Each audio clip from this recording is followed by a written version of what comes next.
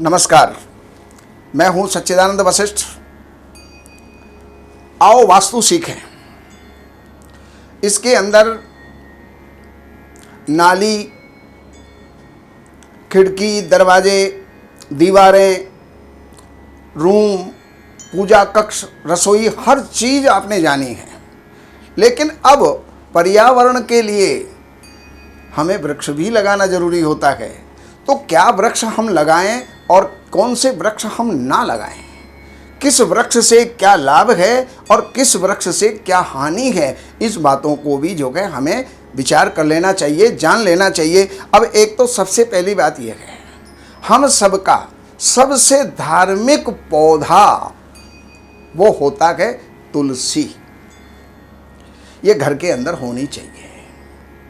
अगर घर में कहीं धूप की व्यवस्था है तो घर के अंदर होनी चाहिए, और घर में अगर धूप की व्यवस्था नहीं है तो दरवाजे के आजू बाजू के अंदर वो होनी चाहिए।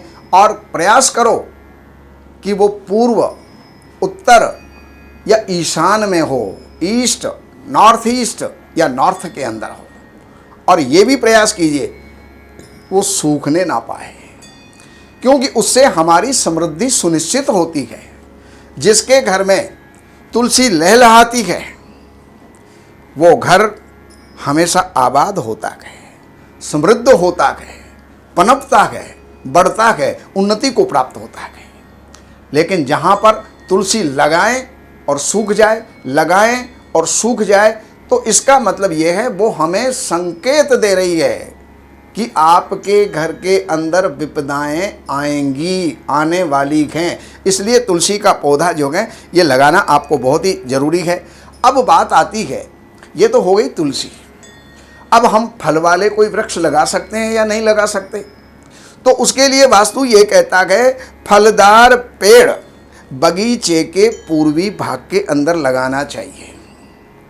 और जो लंबे जाने वाले जो वृक्ष होते हैं वो पश्चिम दिशा में या दक्षिण दिशा के अंदर जो है लगाने चाहिए। उससे हमारी स्थिरता सुनिश्चित होती है, अर्थात हम सदा वहाँ पर टिके रहते हैं, हमारे में उच्चाटन नहीं होता, बदलाव नहीं होता, जगह को छोड़ना नहीं होता। तो इस प्रकार जो है अपने यहाँ पर लगाने चाहिए। और अपने घर के दक्षिण पश्चिम के अंदर, और दक्षिण पश्चिम के अंदर बड़े और लंबे पेड़, ये दक्षिण और ये पश्चिम और ये दक्षिण पश्चिम, यानी यहाँ से लेकर के और यहाँ तक जो भी वृक्ष हम लगाएं वो, या फिर ऐसे इस प्रकार से, तो यहाँ पर जो भी हम वृक्ष लगाएंगे वो बड़े वृक्ष लगाएंगे। जैसे होते हैं नीम, गूलर, बड़ो, बरगद भी जिसको कहते हैं, पीपल, वो बड़े वृक्ष, आम, ये हमको जो है वहाँ पर लगाएं।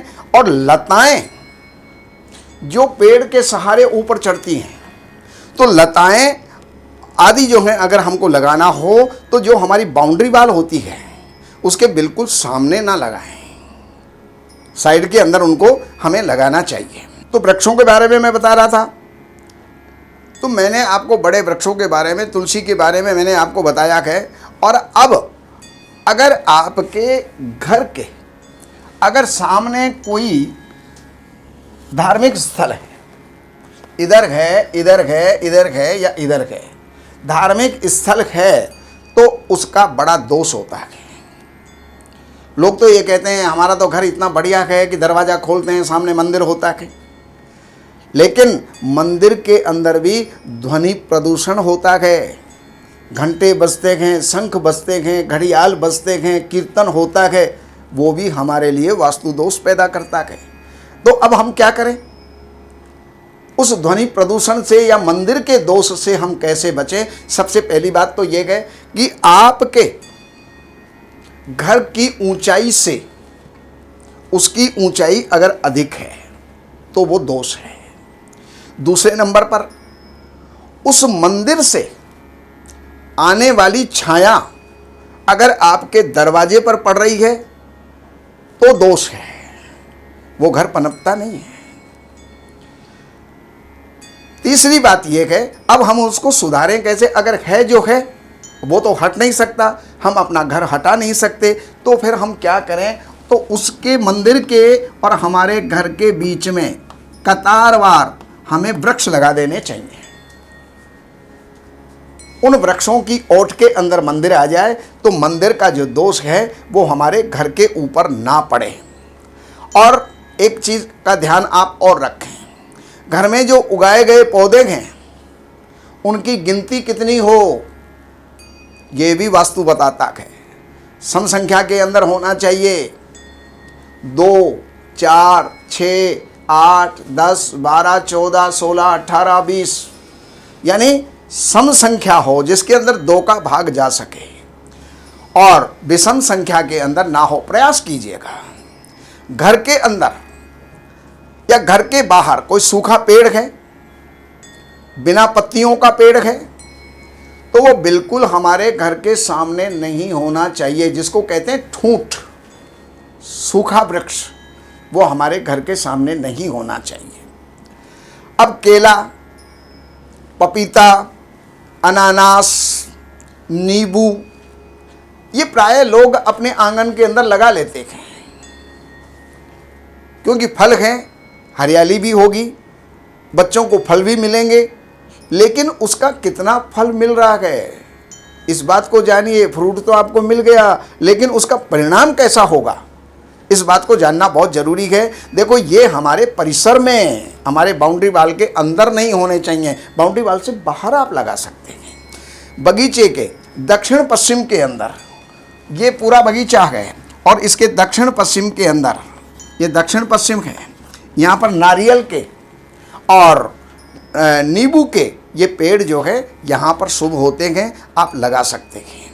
अब आगे की बात है, जब आप अपनी ज़मीन से कोई पेड़ उखाड़ें, सूख जाता है, कीड़े लग जाते हैं, कई कारण बन जाते हैं, वो गिर जाता है, तो फिर आपको चाहिए विदिन 3 मंथ, 90 दिन के अंदर अंदर वहाँ पर वृक्ष लगा देना आवश्यक होता है। क्यों कि दक्षिण पश्चिम हमारा खाली हो जाएगा, खाली हो जाएगा तो वो नुकसानदायी हो जाएगा। इसलिए आपको वहाँ पर वृक्ष लगाना बहुत ही परम आवश्यक हो जाता है। इसके भी अलावा और भी वृक्ष हैं जो हमें जो है नहीं लगाने चाहिए। अब और पौधों के अंदर आप उनको लीजिए, अरेंड, जिसका तेल निकलता है, अरेंड जो है वो हमें नहीं लगाना चाहिए। और उसके साथ साथ कचनार, करंज आदि जो वृक्ष हैं वो हमारे बाउंड्री वाल के अंदर नहीं होने चाहिए। ये अप्रसन्नता यानी खुशियों का ह्रास करते हैं, खुशियों का नुकसान करते हैं। चिरमी, खिरमी, ये जो है वृक्ष भी वहाँ पर नहीं होने चाहिए। इससे जो है मृत्यु के कारण बन जाते हैं। घर के अंदर अनायास, असमय, अप्रत्याशित रूप से किसी की मृत्यु हो जाना, ये सब कारण बनते हैं। और एक मंगलकारी पेड़ अगर कोई है और उसको आप छांट रहे हैं, काट रहे हैं, तो ध्यान दीजिएगा, उसको जो है कभी भी भाद्रपद के महीने के अंदर और माघ के महीने के अंदर कभी भी उसको ना काटें। अगर आप उसको काटते, सबसे पहली बात तो ये, किसी भी एक पेड़ को काटिए, 10 पेड़ लगाइए आप, लेकिन अगर उस महीने के अंदर आप काटेंगे तो आपके लिए भी अशुभ हो सकता है। मैं इतना ही कहूँगा। बाकी आपके कोई भी आपका घर है, मकान है, दुकान है, फैक्ट्री है, गोदाम है, स्कूल है, हॉस्पिटल है, आपका कोई फार्म हाउस है, कहीं का भी कोई वास्तु की जानकारी आपको चाहिए तो आप नक्शा भेज करके, अपॉइंटमेंट फिक्स करके और आप उसकी जानकारी आप ले सकते हैं। अपने साइट विजिट भी आप करवा सकते हैं, उससे भी आप लाभ प्राप्त कर सकते हैं। नमस्कार। इन सब जानकारियों के लिए हमने लिखी हैं ये 3 पुस्तक। एक पुस्तक है वास्तु के नियम और दूसरे नंबर की पुस्तक है जिसका नाम ही देख करके और व्यक्ति प्रभावित हुए बिना नहीं रह सकता, धन बरसे आपके द्वार शास्त्रों के अनुसार। इस पुस्तक के अंदर प्रैक्टिकल और सारी जानकारियाँ, नियम और उसके साथ साथ बहुत से पौराणिक और शास्त्रीय और वेद के उपाय भी इसके अंदर दिए हुए हैं। ये 2 नंबर की पुस्तक। और तीसरे नंबर की पुस्तक है जितने भी वास्तु दोष होते हैं उन सारे वास्तु दोषों का निराकरण, रेमेडी, उपचार उनके जो भी उपाय हो सकते हैं वो सब इन 3 पुस्तकों में हैं। तो इन नंबरों के ऊपर आप संपर्क करके और इन पुस्तकों को मंगाइए और लाभ उठाइए। हमारे यहाँ वैदिक ब्राह्मणों के द्वारा सभी प्रकार के पूजा पाठ, कर्मकांड, संगीत में विवाह, गृह क्लेश, काल सर्प दोष, व्यापार में रुकावट व नवग्रहों की पूजा आदि कराई जाती है। हमारे संपर्क सूत्र हैं 7838898421। देवज्ञ सच्चिदानंद वशिष्ठ जी से वास्तु, ज्योतिष, वैदिक अनुष्ठान, पूजा पाठ, महामृत्युंजय पाठ, शतचंडी पाठ, बगुलामुखी पाठ, भैरव अनुष्ठान आदि, राशि रत्न, रुद्राक्ष, कवच आदि हेतु संपर्क करें। हमारे संपर्क सूत्र हैं 7838898421। हमारी वेबसाइट है www.shrivashishth.com।